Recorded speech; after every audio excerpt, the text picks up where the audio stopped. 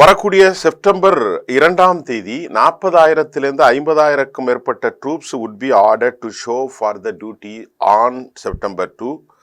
The second wave இந்த இஸ்ரேலுடைய அந்த பட்டியல் அடிப்படையில் காசாவை அழிக்க வேண்டும், காசாவில் மனித இனங்களே இருக்கக்கூடாது, தரைத்தளமாக ஆக்கி முழுமையாக செட்லஸ் குடியிருப்பாக ஆக்கி வேண்டும். தி கிரேட்டர் இஸ்ரேலுடைய திட்டத்தில் அவர்கள் 60,000க்கும் மேற்பட்ட ரிசர்வ் ஆர்மி தற்போது செப்டம்பர் 2ஆம் தேதி 40,000 50,000 troops would be ordered to show up for the duty September 2.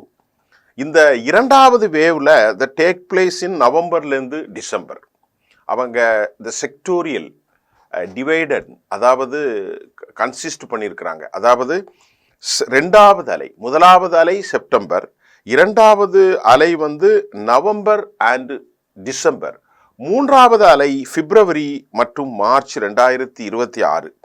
இப்படி ஐடிஎஃப் தனது பட்டியலை காசாவுக்குள் நுழைவதற்காகவும் அங்கே கடுமையான போரை ஆரம்பிப்பதற்காகவும் இறுதி வடிவம் கொடுத்திருக்கிறார்கள்.